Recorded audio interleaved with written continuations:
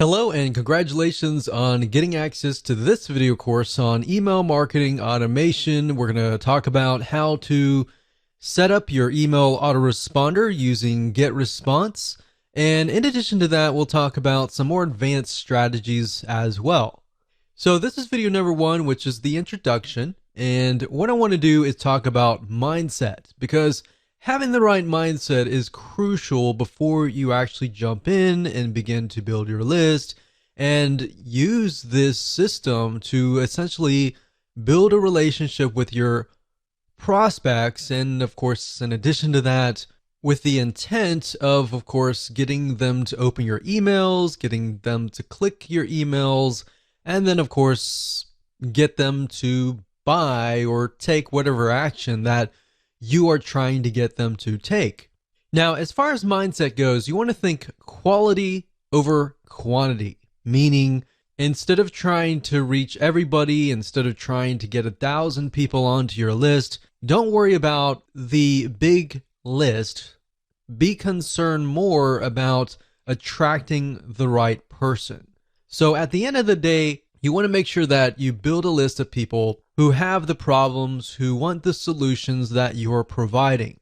Now let's talk about what you need. Obviously, you're going to need to have a autoresponder account, and we're going to be using Getresponse. So if you want to go to getresponse.com and create an account, you can do that, and we'll be walking you through step by step. You need to have a product or service to sell, or an affiliate product. So either it's going to be your own product, or it's going to be somebody else's product. But either case, you're going to need to have an end goal.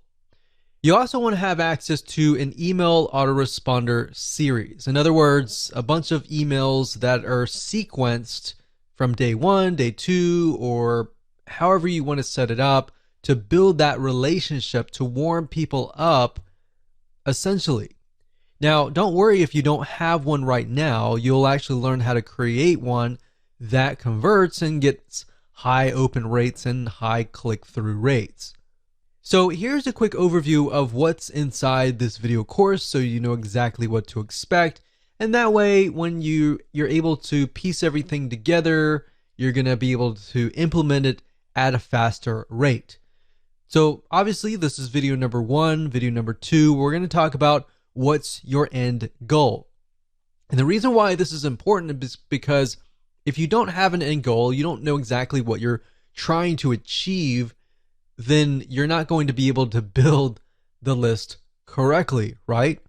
Video number three, we're going to talk about creating a connection, understanding the demographic of your prospect, who they are, what their typical day looks like, and that way you're going to be able to write an email series that connects with them, that builds that relationship, that makes them feel like, wow, you're talking directly to me, right?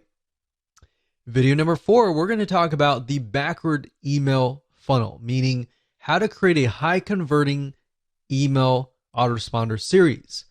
Video number five is going to be a quick overview of Getresponse, meaning we're going to jump right in. I'm going to show you the dashboard. I'm going to show you around.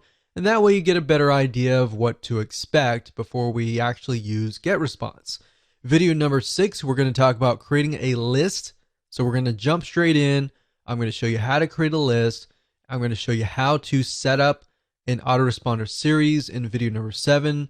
Video number eight, we're going to show you how to set up your emails inside of Getresponse. How do you set up day one, day two, or based on how you want to set up these series, how do you set those up so that, let's say you have a email autoresponder series of 12 emails. How do you set that up properly so that it is released based on the time that you choose? Video number nine, we'll talk about setting up web forms. And video number 10, we'll talk about list hygiene. Believe it or not, cleaning your list is very important.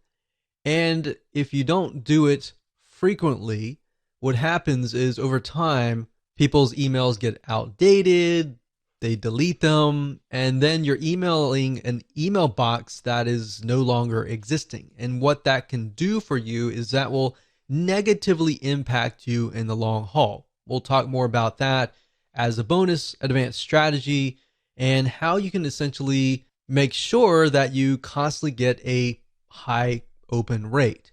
So with that said, that's the end of video number 1, and we're going to move on to video number 2.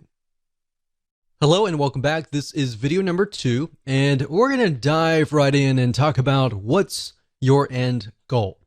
So before we jump in and talk about the technical parts of how to set up your email autoresponder series, it's really important to understand your end goal. Like, how many different ways and different opportunities do you have to profit, right? So unless you really understand at least a little bit of your plan, then jumping in like everybody else to just build a list is not going to be productive at the end of the day, right? So that's why I am going to focus on these few videos on what is your end goal, how do you create a connection, and how to understand your demographics and who you're talking to. That is actually something that most people totally forget about, and they skip that. And when they skip that, you actually end up failing or not profiting as well as you should be at the end of the day. So what I want you to do is I'm going to ask you a bunch of questions, and at the end of this video, I want you to pause it, take your time to jot down the answers to these questions before you actually move on to video number 3. So I want you to ask yourself, are you selling a product or a service? Jot that down. If not, are you selling an affiliate product? Now, if you're selling a product, obviously you could sell an affiliate product in the long run or vice versa. You really just want to get an idea of what your end goal is now, and what your future end goals could look like is fine.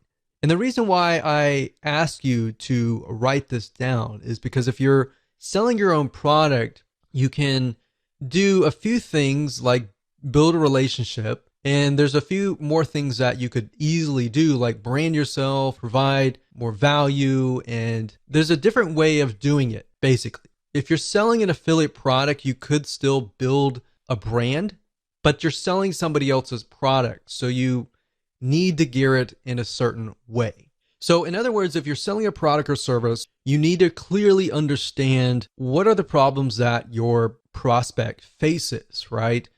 And give them tips and pointers along the way, and build a relationship with them, gain their trust so that they're interested in your product or service.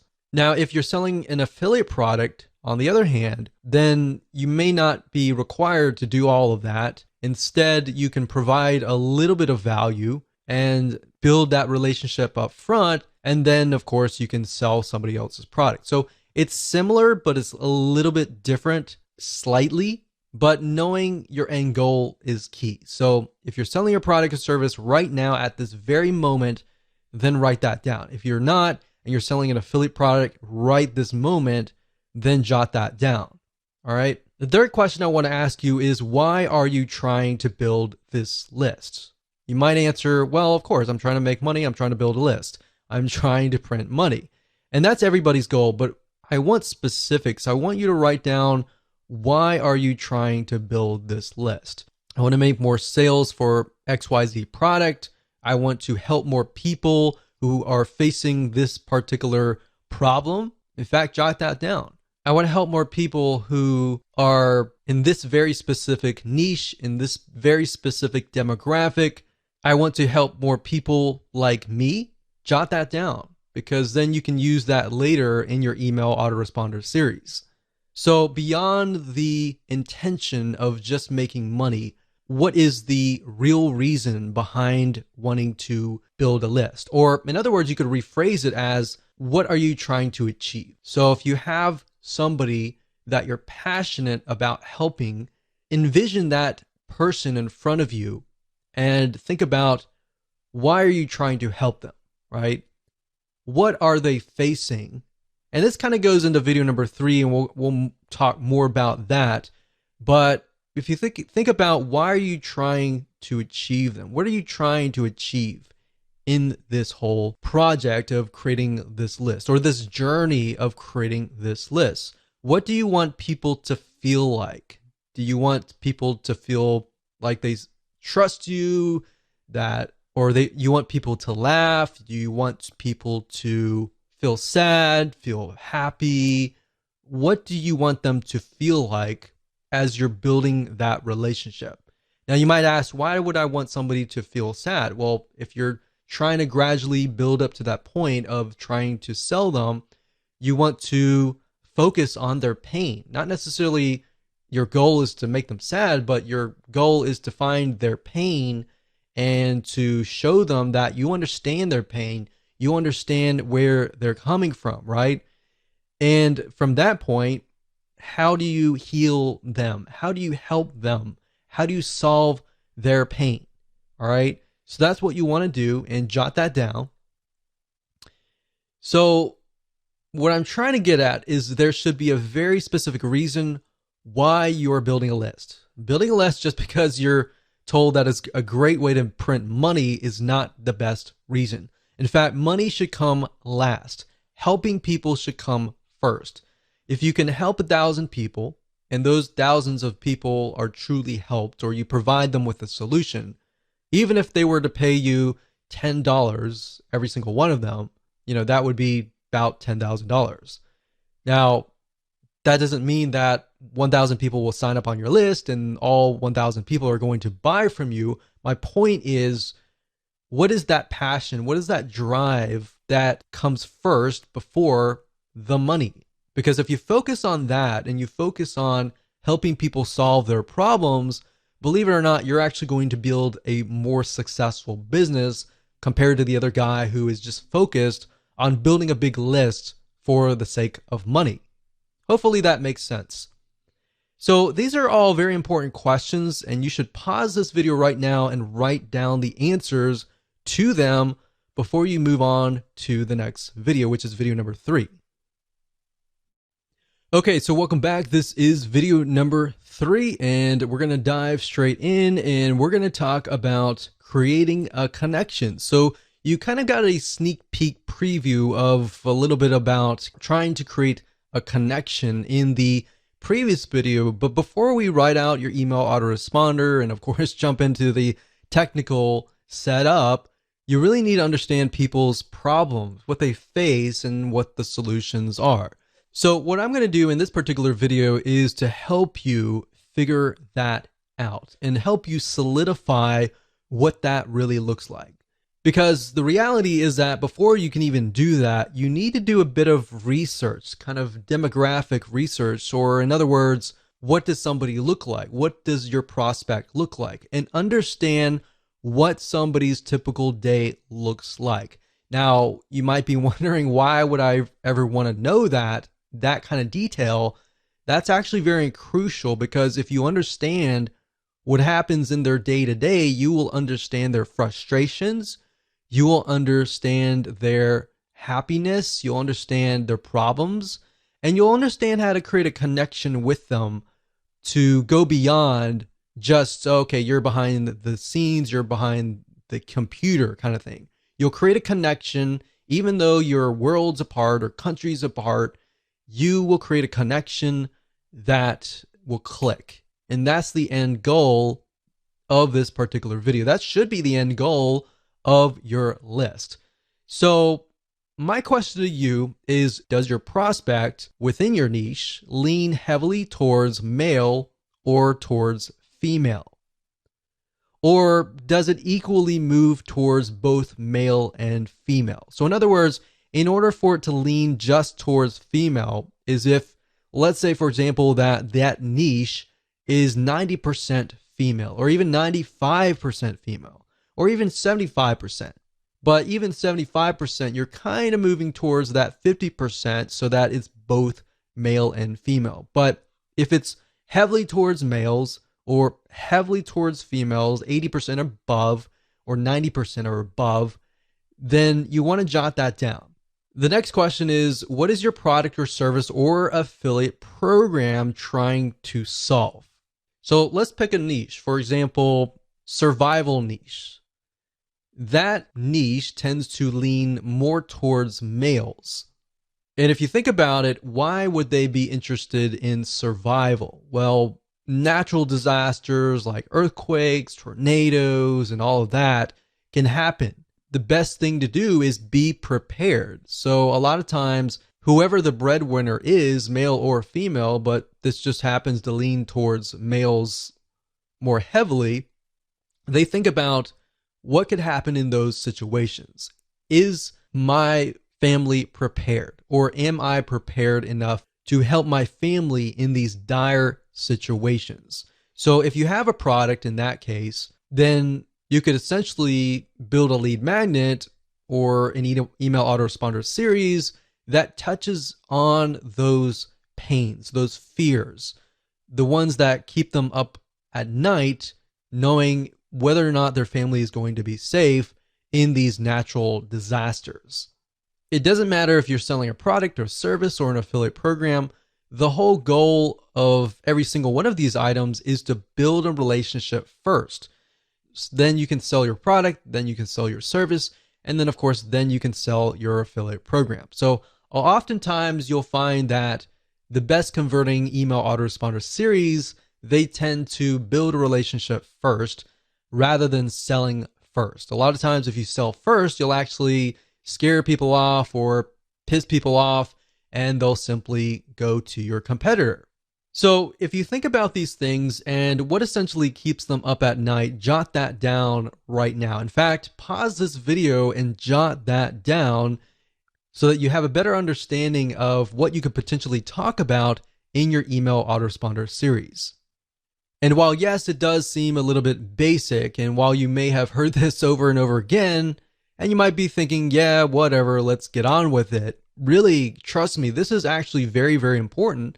And this is something that we didn't really even think about long ago when we built lists, and we couldn't figure out why the lists weren't converting, is because if you start with the problem, the pain, and move on to the solution, you have a better gauge of where people are at and how you can get them to a certain point. But if you build a list to build a list without any sort of plan, without even understanding their problems and pains and all that, you don't really know where in what stage they are at. Does that make sense? So believe it or not, this is extremely important. You need to jot these solutions down so that people feel connected to you, or else, of course, they'll leave. So with that said, let's move on to video number 4. Hello and welcome to video number 4. We're going to talk about the backward email funnel.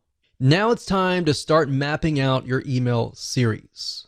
So past this video, we'll actually begin to do the technical setup.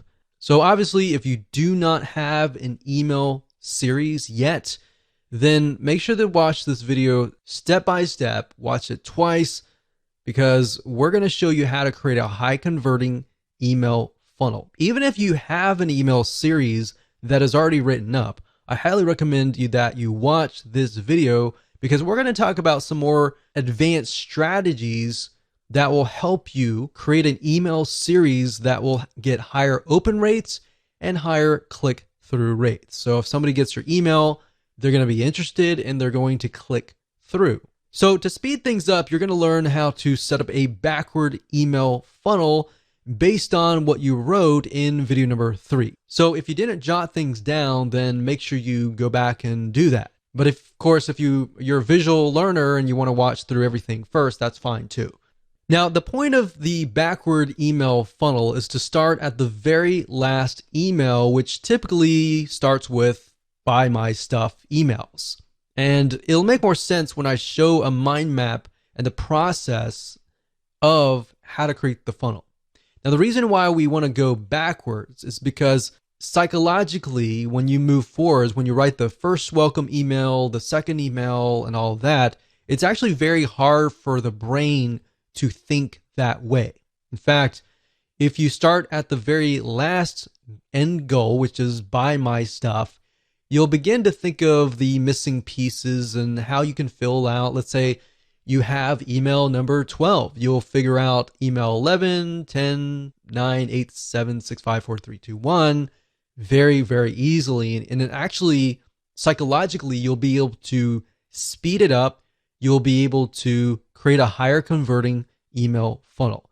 So, to kind of give you a brief idea, the emails before that should build a relationship, should hone in on the pain, because you got to assume that the people that are coming to this list are people that do not know you. But of course, if they know you, then that's even better. So what you're trying to do is do the worst case scenario where people do not know you. Create an email autoresponder series based on that. If you do that, you'll actually get a higher conversion rate. Obviously, there's no guarantee, but statistically from our own test, that's what we found.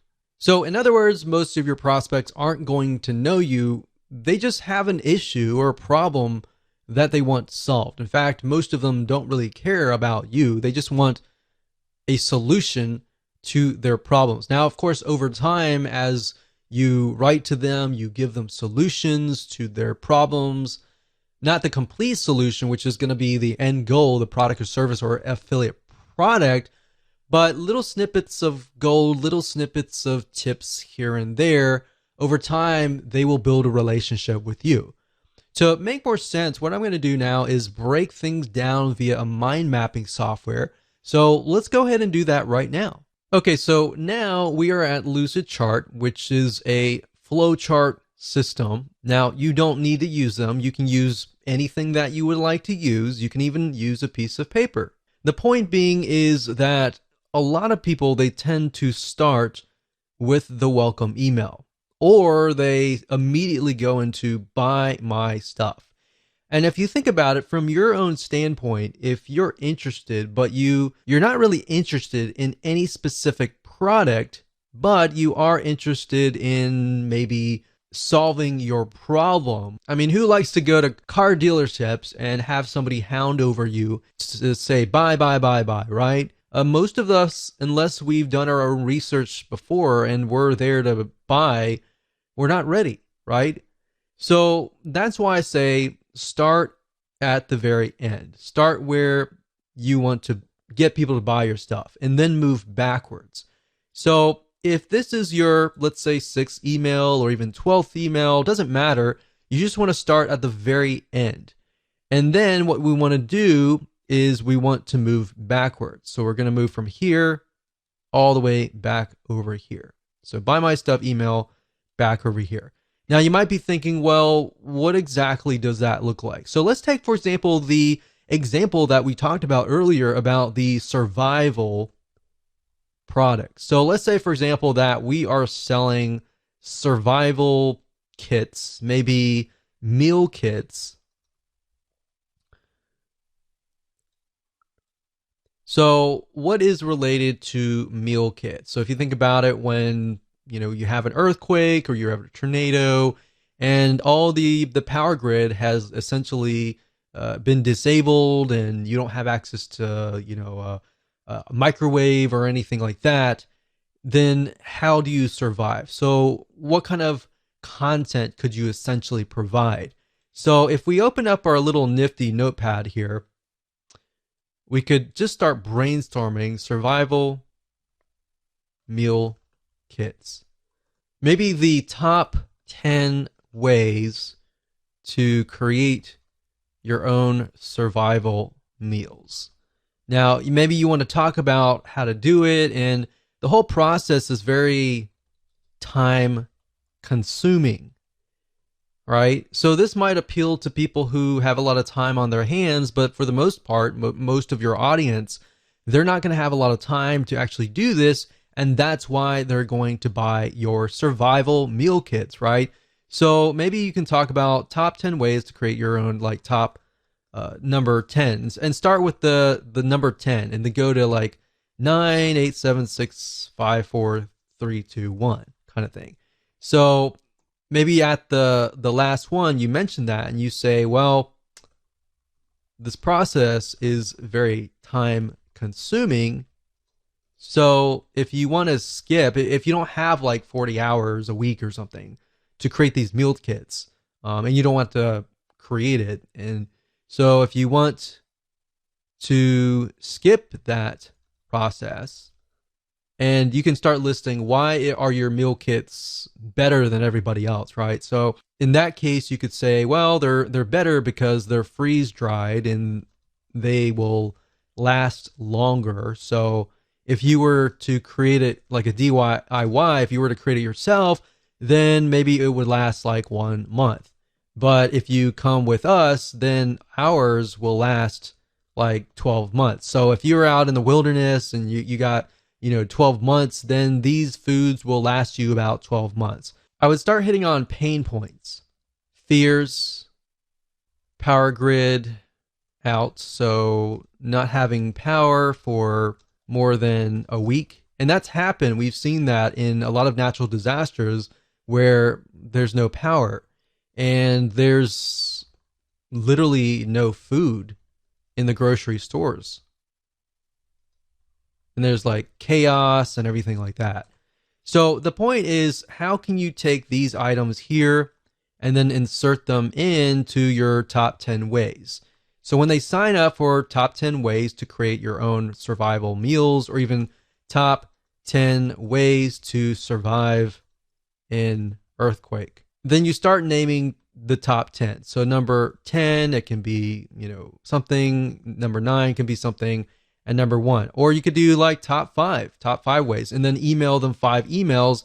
And by the 5th email, you've provided so much value that they are going to trust you. And then you can have the survival email kit. So then you can have the buy my stuff emails. So by working backwards, then we can say, okay, this can be top number 1.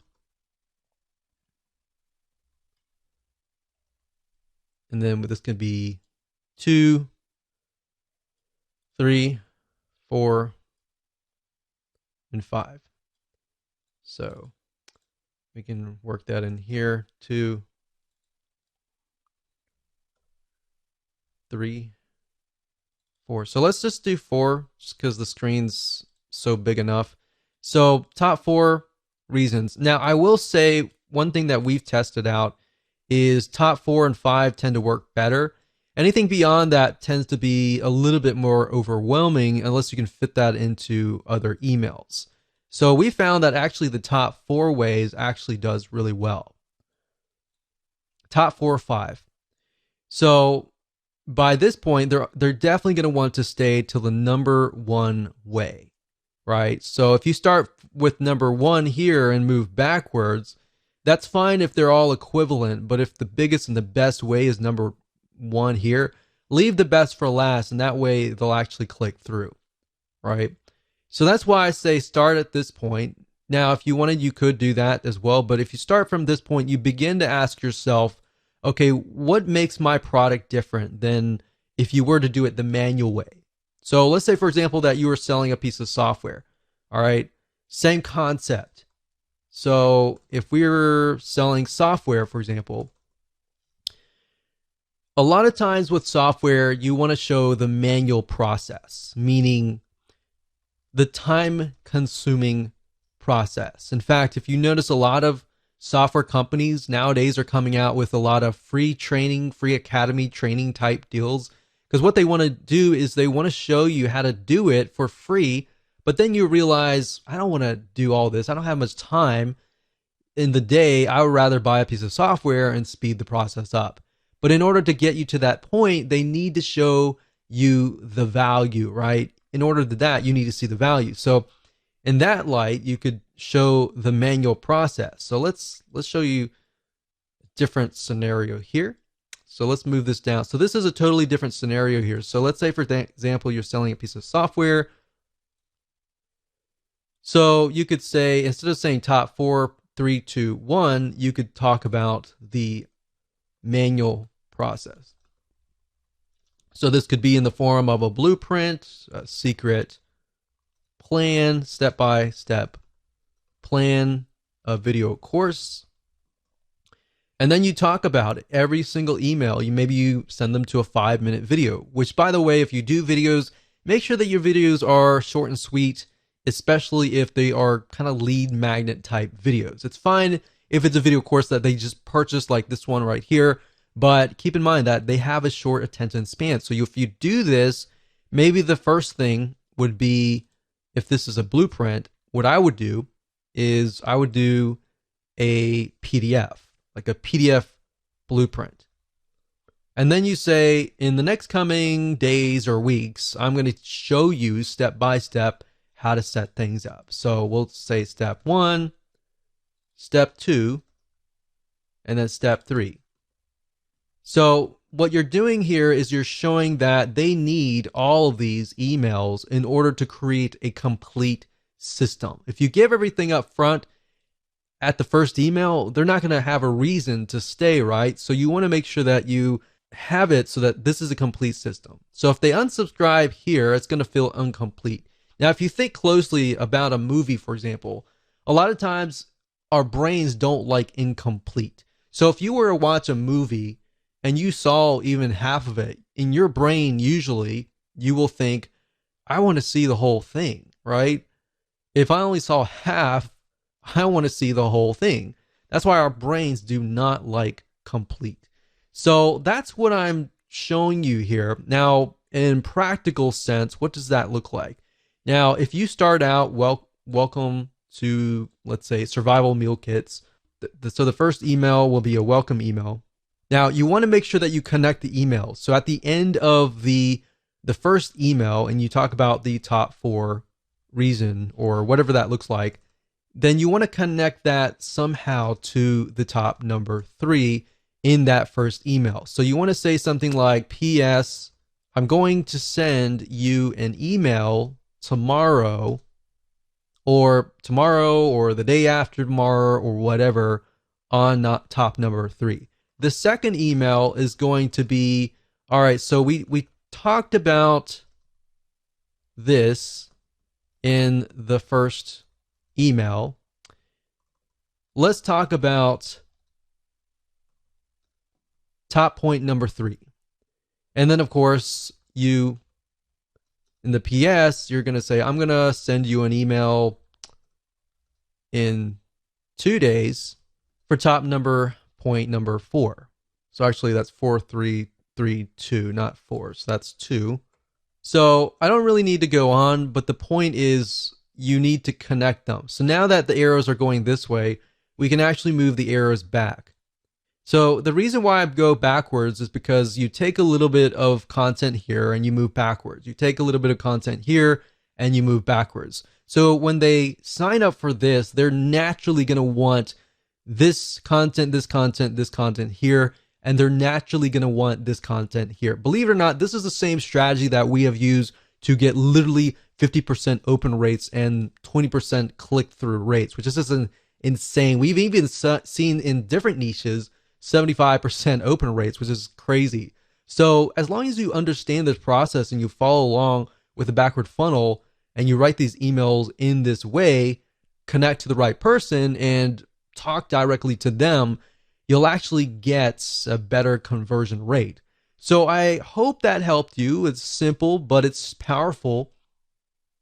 Okay, so now that you understand how to build your email autoresponder series, let's jump right into video number 5 and talk about a quick overview of Getresponse. And what I'm going to do in this video is to give you a overview of the dashboard itself. I'm going to walk you through, we're going to log in, and that way you have a better idea of where everything is and what we're going to actually use. Okay, so what you need to do is go ahead and go to getresponse.com, as you can see here, and you're going to see some basic plans, and I recommend that you get the very basic monthly plan. Don't do annual yet until you get a better idea of if you like Getresponse or not. Now, it runs very similar to other autoresponder systems. Some are beneficial in certain areas, but at the end of the day, we're just trying to build a basic list. So up at the top, you're going to see contacts. Now, obviously, if they change the user interface, it will be slightly different. Now, the basic plan is just going to give you access to the contacts, which is building your list and doing broadcasting and creating autoresponder series. Now, what is broadcasting? Broadcasting means that if you have a list of, say, 100 people, you can email them all at once. The autoresponder series, however, on the other hand, will work based upon how and when somebody actually signs up. So if somebody signs up today, their autoresponder series sequence is going to start today. If somebody signs up 2 months later, their sequence is going to start 2 months later. Now, automation, you might have access to landing pages, basically allow you to create landing pages, opt-in pages to help you build your list. Now, if you're using something like Lead Pages or any other external third-party system to build landing pages, then you can connect to Getresponse through API. Now, I'm not going to show you how to do that in this particular video course because that's not the whole goal of this video course. So you might have access to that. Now, if you have the basic plan, you're most likely not going to get access to the webinars and other elements, as you can see here. So mainly, you really just need to focus on contacts and email marketing. So let me go ahead and open these up so you can kind of get a feel for what these are. So this one right here is the contacts. So when you click that, you're going to see lists, which are the different lists that you can create for your individual products. You could create a customer list for one product and then maybe a prospect list for that product as well. And like I said, the more specific the list is, the better it's going to actually convert in the long haul. So you have lists, you can do a search, you have statistics on seeing what's actually happening within your list. You have list hygiene, which allows you to clean your list, and blacklist basically means you can blacklist them from ever signing up in one of your web forms ever again. And you have other items here, but we really don't need a lot of these. Really, you just need to focus on lists, which allows you to create a list. You can add contacts if you have, an external spreadsheet of email addresses. Then we go to email, and under email marketing, you have newsletters, and then you have autoresponders. Newsletters are like broadcasting. So if you email them one time, and everybody gets the email at one time. And then autoresponders are, of course, what we're talking about in this course. Drafts are simply emails that you've created, but you haven't really sent them out yet. So you can retrieve them at a later date if you want to. And of course, you have RSS to email. We hardly use that in statistics, which you definitely need to use. And of course, if you click on landing pages, you can go here and create landing pages. Now, the items that we're really going to focus on are mainly, like I said, creating a list, like here, and then creating an autoresponder series right here. So with that said, let's move on to the next video. Welcome to video number 6, and we're going to start getting technical, and I'm going to show you how to create a list within Getresponse. And a list is basically the first step. You can think of it like your campaign, and some autoresponder services will actually use campaign as the name of the list. So you'll see list, you'll see campaign, and it's pretty much all the same thing. Now, before we talk about different ways to build your list and different types of opt-ins like single opt-in or double opt-in confirmation lists, and which one is potentially better for you, when you create your lists, a lot of times a question might arise, which is, should you create a different list for every single product that you have? Should you create a different list for every different affiliate product that you're promoting? And the answer for that is this: yes. And the reason why is because when you're creating your list, you want to get as specific as possible. You don't want to have one list that covers 5 different products, because you're not going to know which product is which customer has purchased which product, right? And even if you can segment it further and deeper than that, like let's say somebody has purchased this product, but they also purchased like a one-time offer. Or this other list, you have somebody who purchased product A and did not buy any of the one-time offers. So that way you have a better view of who is actually on that list. And that way you understand exactly what stage they are coming from. Now, what I want to do now is talk about double opt-in versus single opt-in. And this is a very common question that is asked over and over again, and a very, very important question. Now, if you don't know what these are, pay close attention. We're going to talk more about what each of them are. And then, of course, we'll talk about the advantages and disadvantages. So, single opt-in means if somebody subscribes to your email list, they go to your landing page, they fill in their name and their email address, and that's it. When they click submit, they get automatically added to your list. Now, here is the problem with that. If they do that, there's no way to prevent them from entering a fake email address. So nowadays, most people are very reluctant on giving out their email address. So therefore, there's a lot of email services out there that give you a disposable email address that only lasts sometimes 10 minutes. Now, the problem with that is that when you get fake subscribers, it will actually hurt you in the long run, especially when you email fake emails. Because at the end, whenever you send out emails, Gmail, AOL, and big companies like that, they'll see that you're sending emails to fake emails, and then, of course, they will think that you're a spammer. So what we found is 3 out of 9 times, or even more, sometimes even a half, most people will enter a fake email. So the bad news is if you build a list of single opt-in subscribers, your email service will assume that you're a spammer, and then out of nowhere, your account will get shut down months later. Or worse, you can continue emailing them, but all these different email service providers, or what we call ESPs, like Gmail, AOL, and more, they will start listing you and blacklisting you as a spammer. So every time you email out, you don't know how many of those emails are actually getting to your subscribers' email box. So even the people that want to hear from you, the emails might be going to their spam folder. So this isn't something that a lot of people are told and when they begin, and they normally find out later. So if you don't even know about this, then this is actually very common. Most people don't really realize that this is actually happening. Now, one way a single opt-in can work is if you are getting customers to subscribe to your list because they already trust you. So the only time that I would use single opt-in, in other words, is for people that actually trust you and that have spent money to trust you. Here's what double opt-in is. Double opt-in is when somebody signs up, and let's use the example before where they fill in their name and email address on your landing page and they click submit. Now, at this point, they're not going to be added to your list. They're going to be added to a sort of pending list.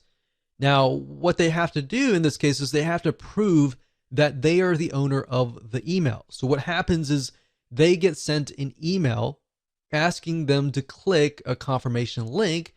And when they click that, and once that is done, then of course they're added to your email list. Now, if they fill in the name and email address and it's all fake, then of course think about that. That email will never reach them. And that protects you by allowing you to build a quality list. So instead of building a big list of 1,000 people, you might be building a list of 100 or 200 people, but these people are basically saying, I want to hear from you.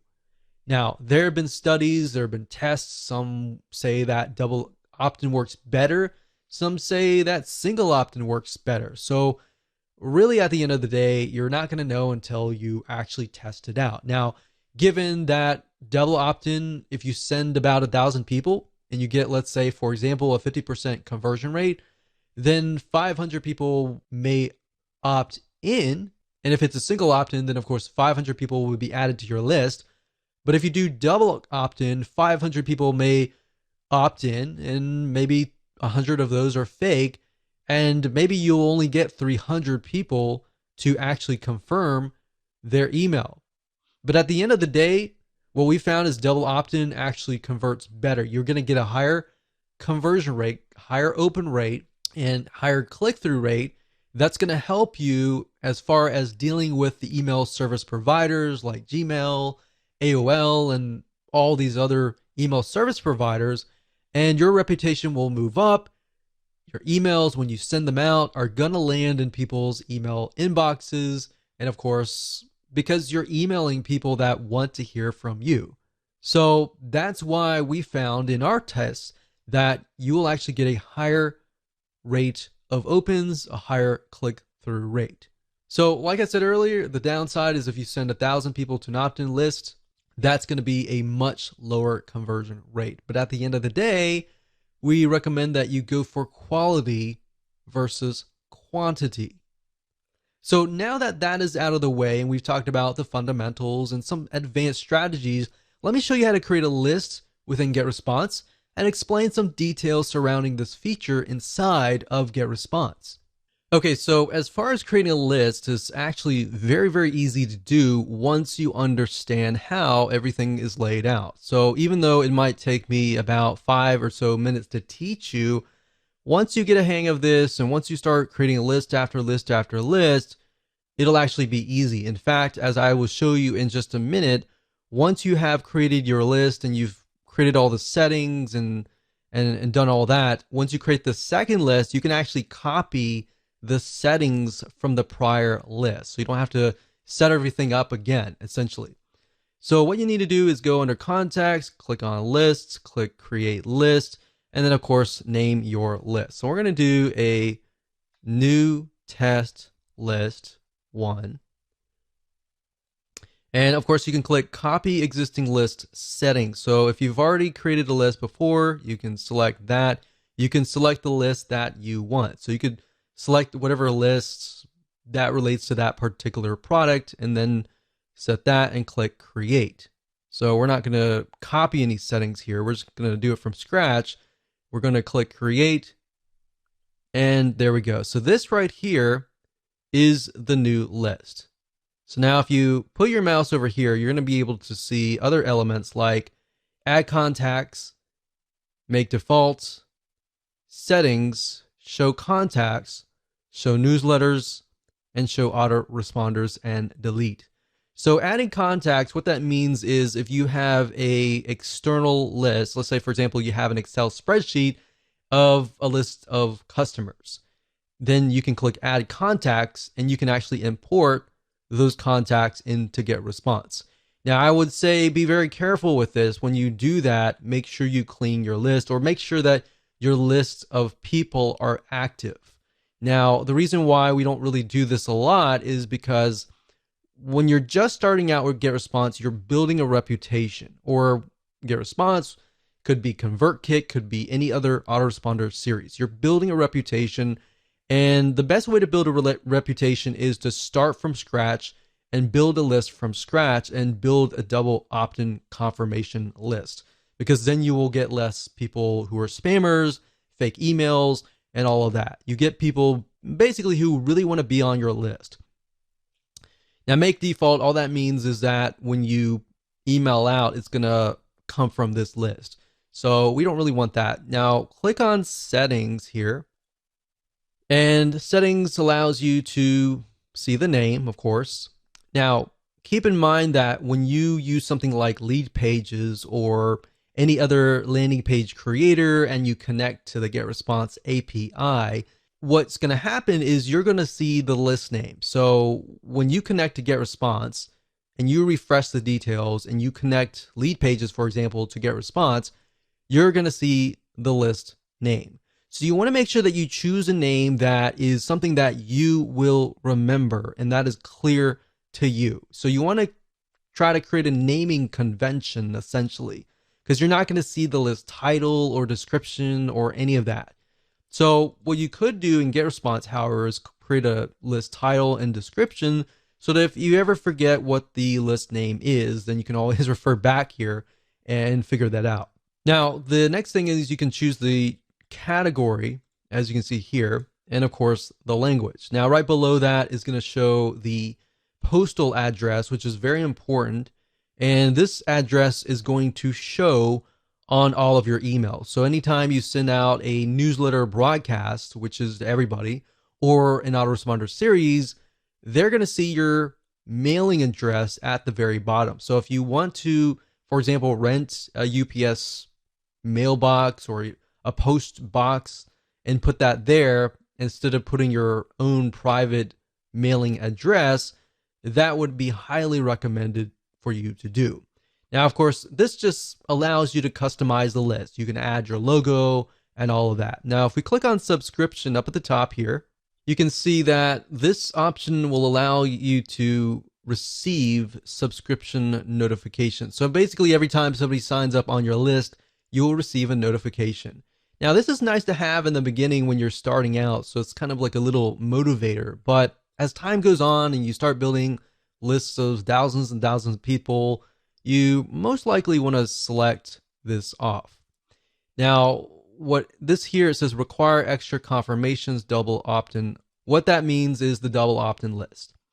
Now, if you select this here, what that will do is whenever you create a web form and somebody signs up on that web form, they will be required to obviously confirm that they are real. So we highly recommend that you do that. Now, API subscriptions, what that means is that if you're using a third-party system like Lead Pages and you're connecting through API and somebody signs up through there, unless you select this, it won't be double opt-in. If you deselect this, then it'll be single opt-in. So that's the main differences between these two. Now it says preview pages your contacts will see. So this is very standard. Once you understand this, this will be standard throughout other systems. But the confirmation page is a page your contacts see after they confirm sign up. All right. So if somebody were to sign up via the web form and they click the confirmation link, they'll be sent directly to this page. And then, of course, the unsubscribe page is the page whenever they click the unsubscribe link. So unsubscribe success page basically means the page your contacts see after they unsubscribe. And of course, newsletter directory, your newsletter archive page.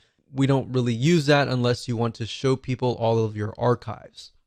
And of course, you can tell the system where you want to host your confirmation page, either getresponse.com or a custom URL. So if you don't want to use getresponse.com's standard page and you want to use your own page on your own domain, you can select this and send them directly over to there. And of course, you got the confirmation message, and you can say, I want this message to be in HTML format or plain text. Now, if you're asking which one is better, it really depends. You're going to definitely want to use HTML. Plain text is just plain text. There's no graphics, there's no nothing. It's just plain.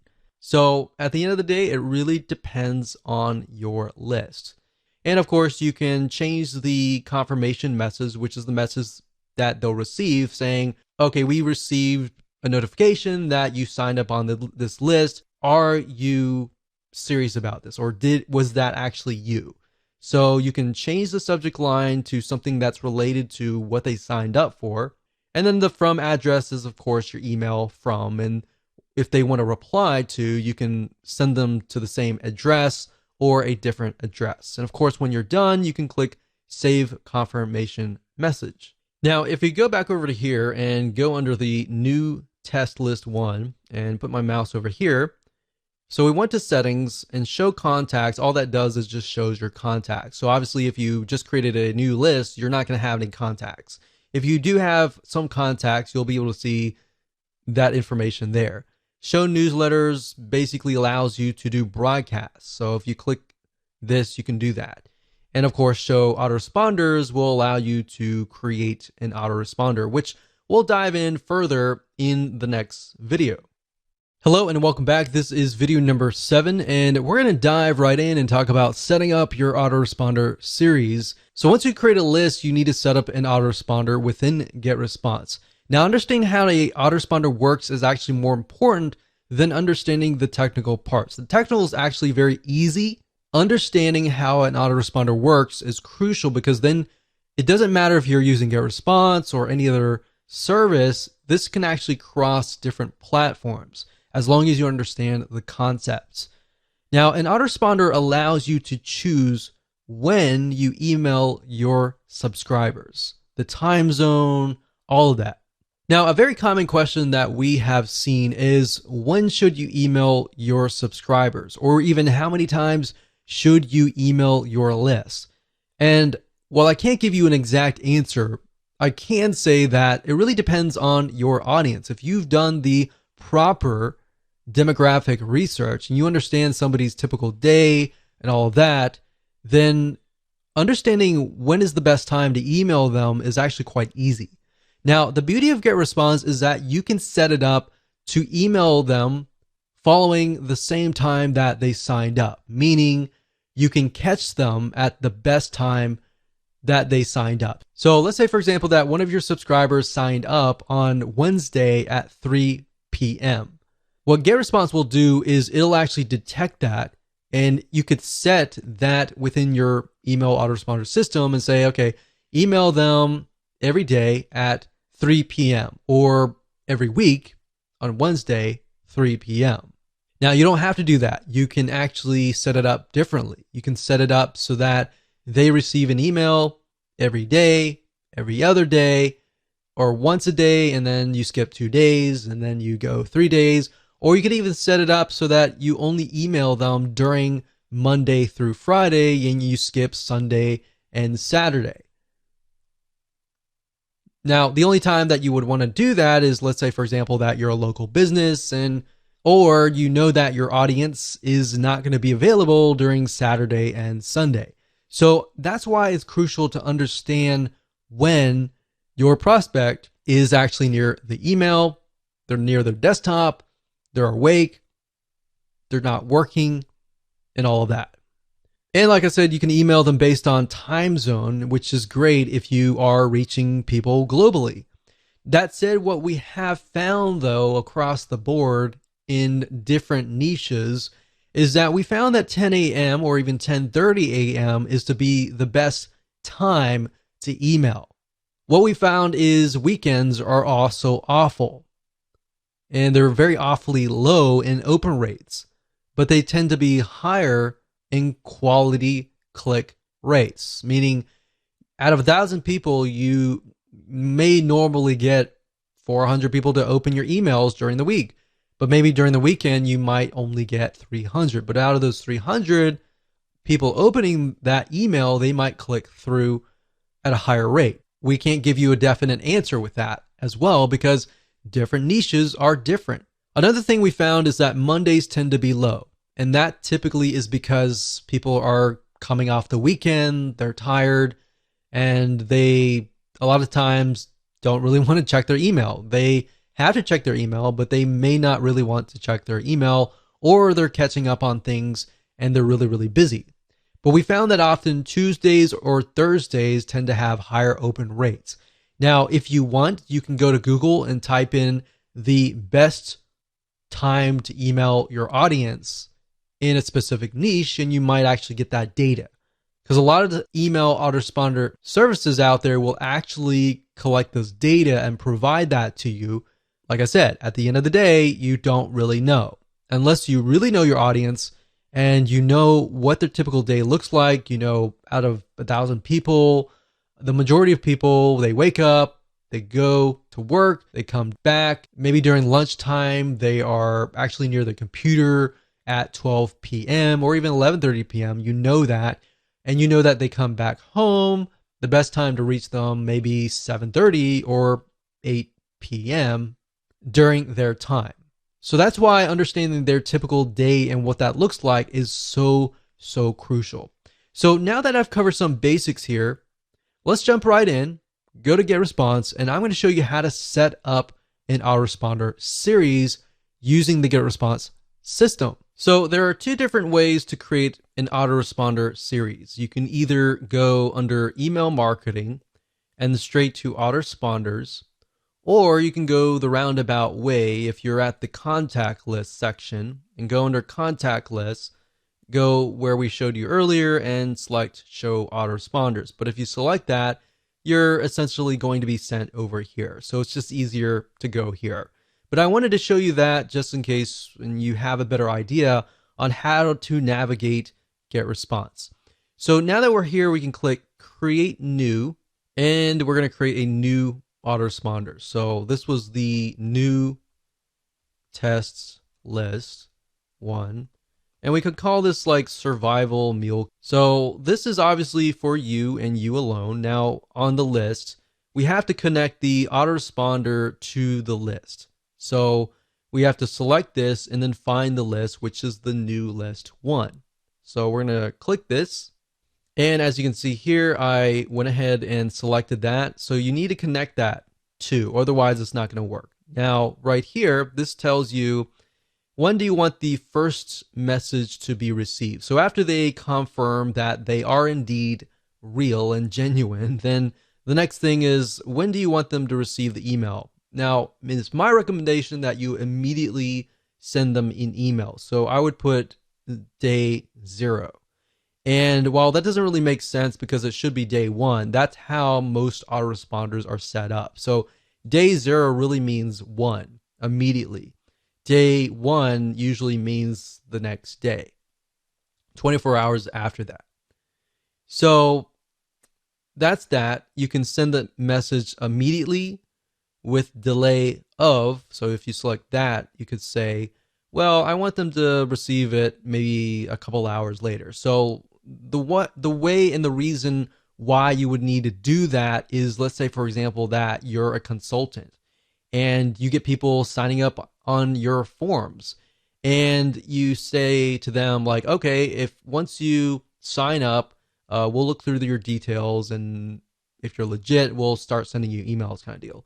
Or if it's a local business, you could specify that I only want to email on Monday, Tuesday, Wednesday, Thursday, Friday. We'll negate Saturday and Sunday. You could do that as well. So you could send immediately on these days and skip out on Saturday and Sunday. Now, if you're selling info products or software or anything that relies on emailing 24/7 and you don't really want to remove a certain day, you want to make sure that all the checkboxes are chosen. So now what we need to do is we can create the first email. So I'm actually going to dive further into this into the next video, but all you have to do is click create new email, and I'll create the first email here, and then we'll show you how to create the other emails in the future videos. But the message name is the name that will appear in the list of your messages. It's not going to be seen from your subscriber's point of view, but it's just there so that you know what that email is.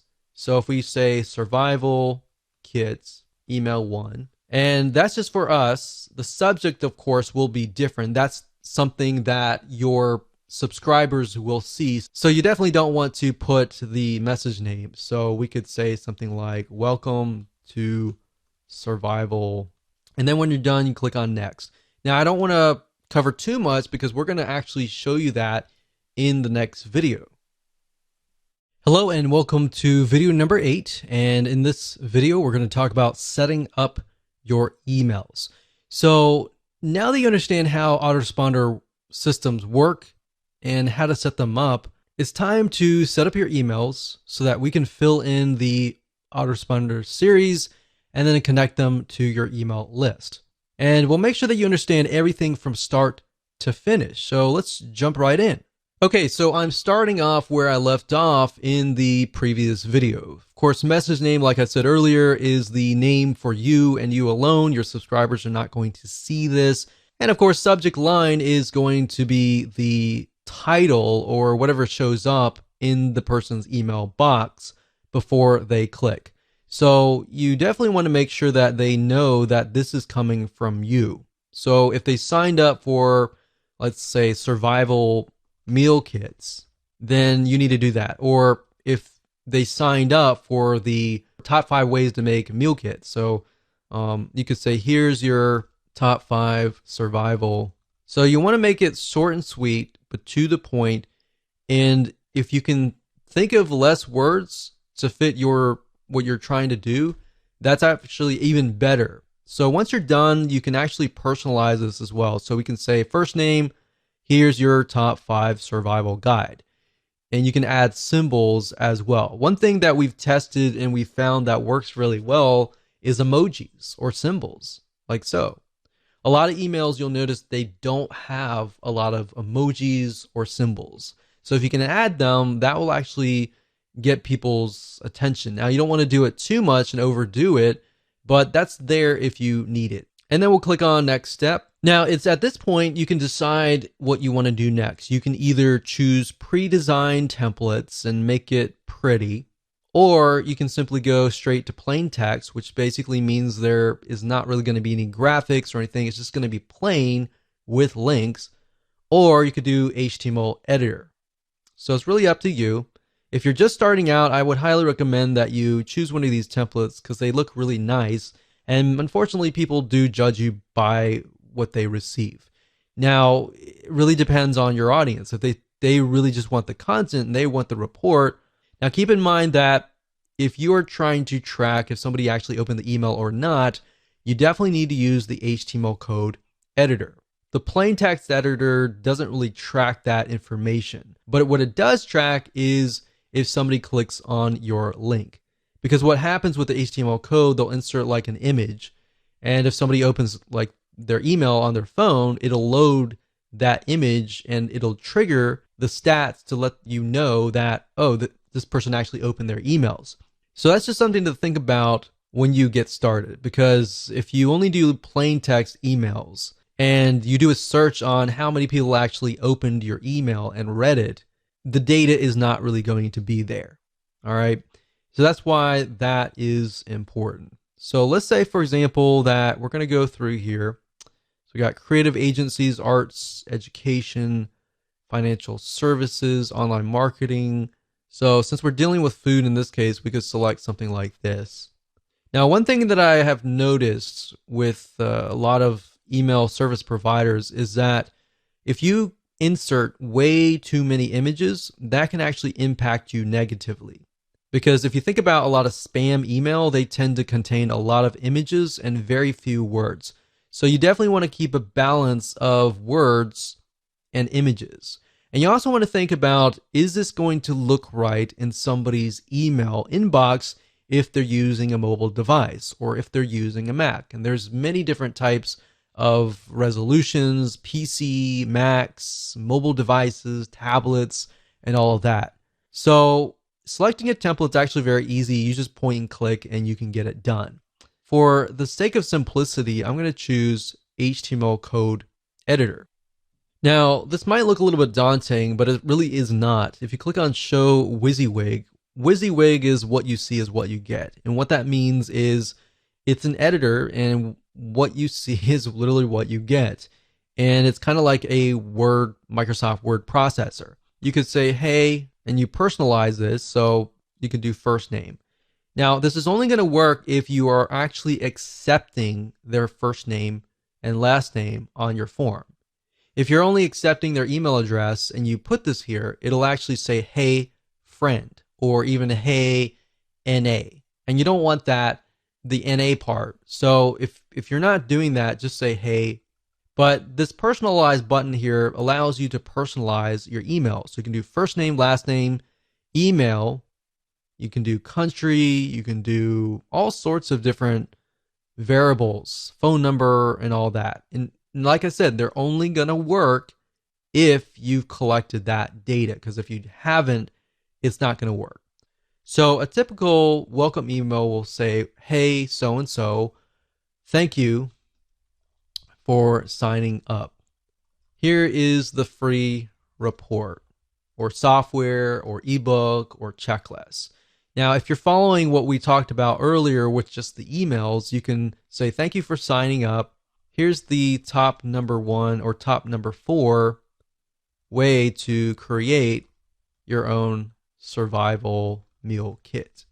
So you can enter that information down below here, or you can include a link. So if you were to include a link, let's just use Google for example. So http://www.google.com.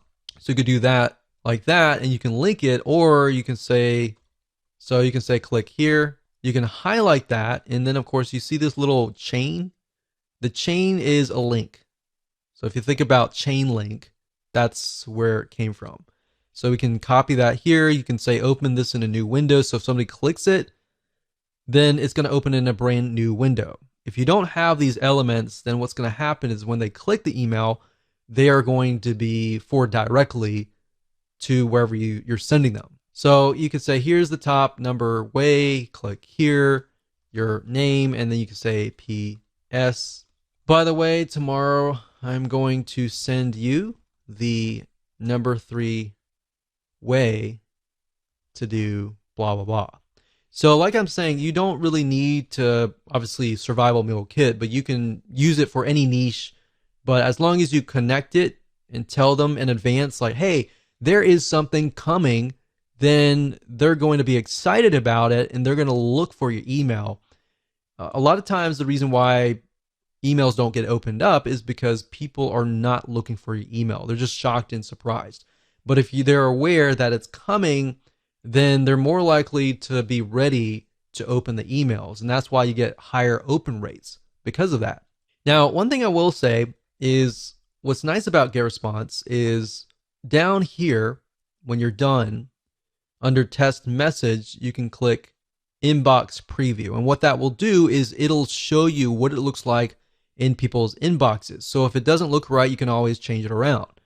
Now, the spam score allows you to see what your score might be. And in other words, how will your emails get to the inbox, or will it go through to the spam folder? Now, the nice thing about Getresponse is it tells you what you need to do. Now, this isn't really something that you can touch, but these here, HTML right here, there's no HTML tag. So because there's no HTML tag, I got a negative 0.6. So how do we bring that lower? Well, I'm going to show you. If you click on hide WYSIWYG, you're going to see HTML code.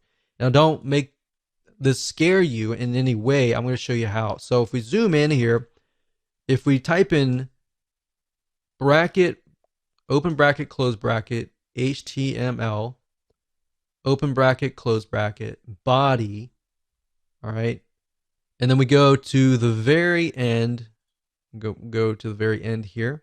So it's going to look like this. It's going to close, but instead of HTML and then body, it's going to be body and then HTML. So we type body, open bracket, close bracket, HTML. And then the thing that you need to do with the ending tag is a slash. The slash is saying, hey, this is ending, and there. So we've got HTML body, body HTML. You don't need to know what HTML is. You just need to follow that. Add those tags to the before and after, and there you go. So as long as it's not like 4 out of 5 or 5 out of 5, you're good. And that's how to do it. So click next step, and then we look at the autoresponder. Everything looks good, and we can click save and publish. And one thing you could do is up at the top here, when you click this here, you can select the list, which is new test list. And it's going to show you all the email autoresponders in here. So these are all the emails. So if you have a second email, we can add a new one and we can tell it when to send it. So as you can see here, this email is being sent and status is on. Send immediately any day of the week. So if we click on create new and we, let's say, for example, create a new email, and then we can name it. So we'll do survival email 2. And on day 1. So now if you want to do it every day, you can. So you create a new email and then a new email, and it's 0, 1, 2, 3, 4, 5, right? And then 6. But if you want it on, let's say, every other day, so we emailed out on the 0 day, we're going to skip the day 1, and day 2 is when we're going to email out. So it's going to be every other day. And the reason why you wouldn't want to do that is because you want to give people the ability to absorb the information. But if it's really short, straight to the point pieces of content, I wouldn't do every other day. I would just go ahead and start emailing them every single day. So I would do that, do the same process, create a new email, subject line, message name, do the same thing I showed you, and then you'll click save and publish and you're good to go. Now that you have set up your autoresponder system, you can set up your web forms. In other words, web forms are forms that allow you to collect people's emails and their names and get them onto your email list. Now, keep in mind that a lot of you may not need to do this, especially if you're using a landing page creation system like Lead Pages or something else that connects to Getresponse or your autoresponder system through API. If you're doing it that way, you're not going to really need to know how to do this. You only need to know how to do this if you're not using those systems. Now, at the same time, if you don't know how to do this and you've never done this before, I would highly recommend that you actually watch this video so that you have a better understanding of how things work, because there will come a time where you may need to set this up. So with that said, let's jump on over to getresponse.com, and I'm going to show you how to set up a web form. Okay, so to create a form, all you need to do is go to this forms and surveys. So click on this and you're going to see manage forms. Next thing is click on create form. And then of course you'll have the ability to create a form. So you can either use the list builder wizard, as you can see here. So this is a variety of different forms. You can create newsletter signups, free course signups, different types of purposes too, like leave feedback forms, Facebook forms, blank forms, order forms, and more. So it's not just web forms, there are all sorts of different forms. But for this purpose today, and in this particular video, we're going to focus on sign up forms. So we're going to click on newsletter sign up.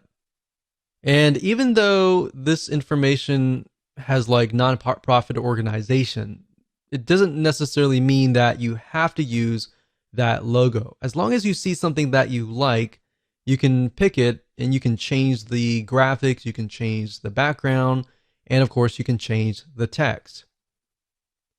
So if we scroll down and we find something that maybe fits our design of our website in our landing page, let's do something like this. Use this template.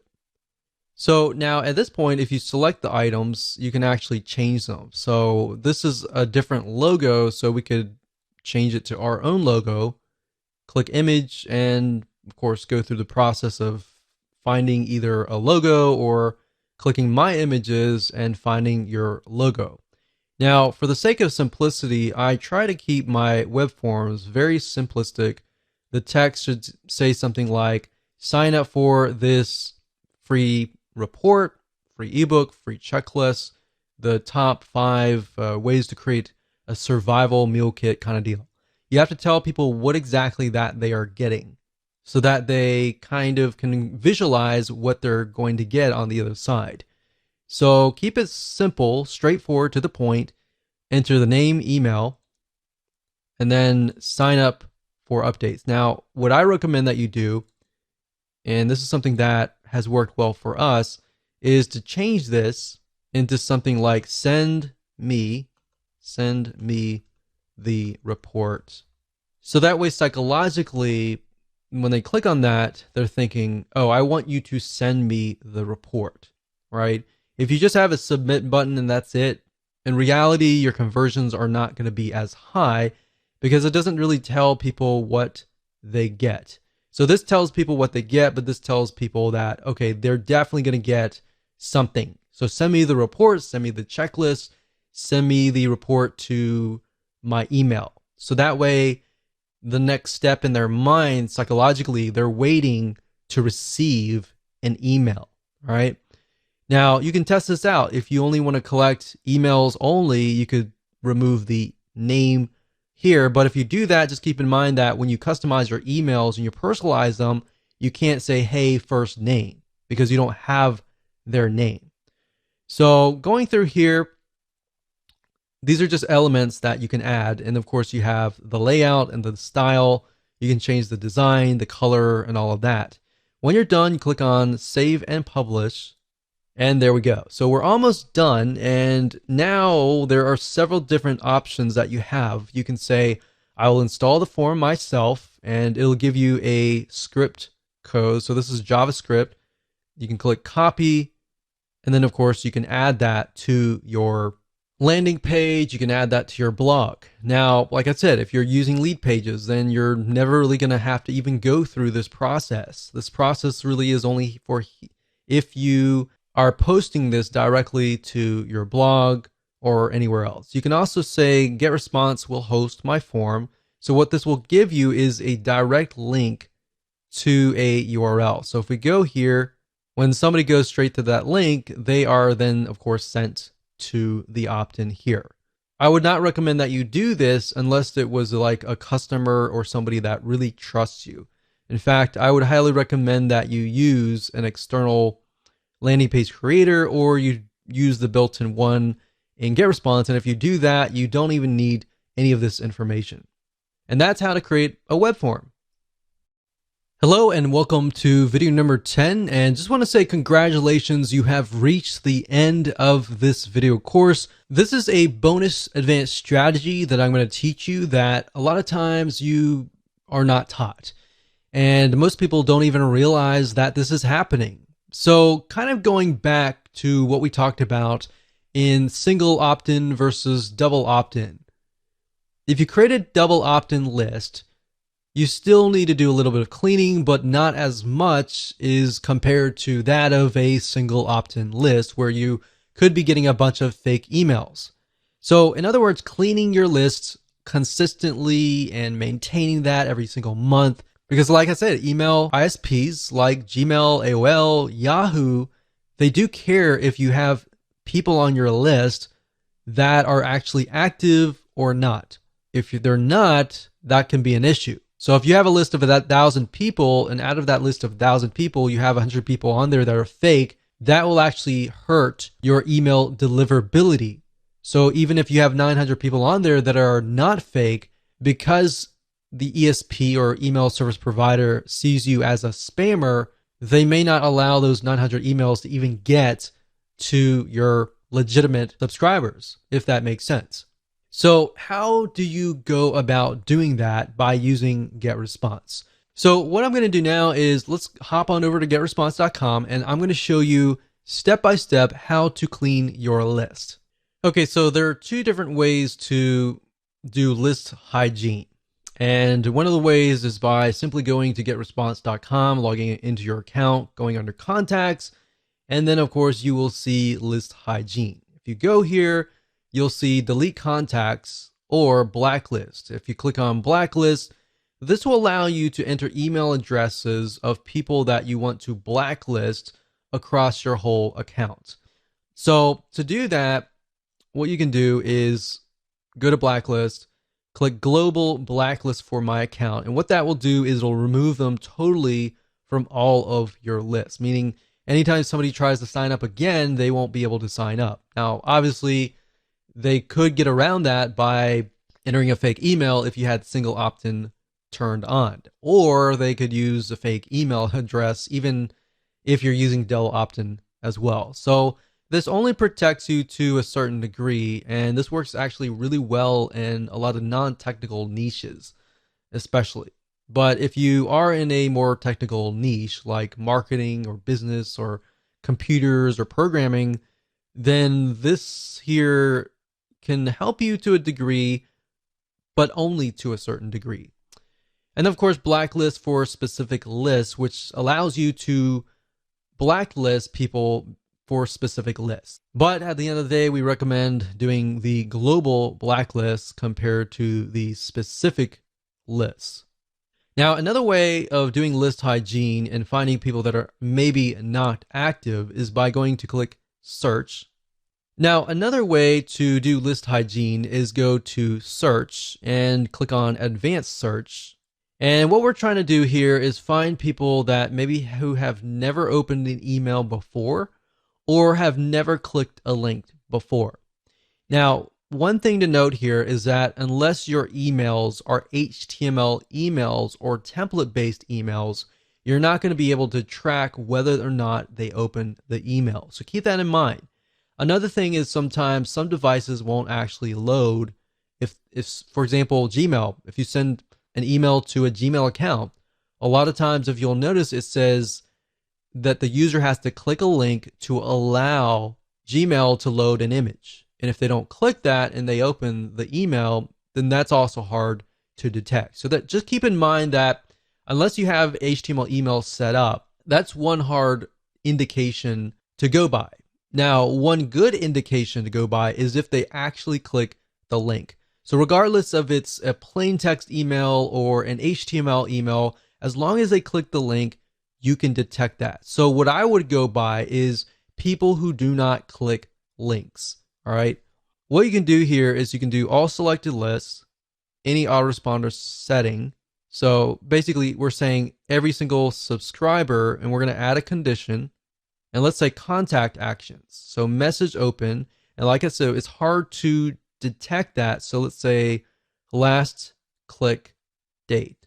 So if last click date is before a certain date, and we click apply, and we notice that we have about 100 people who have not clicked any links within the last, let's say, 6 months, then you probably want to delete them, because that means they're most likely inactive, and you're paying for inactive people.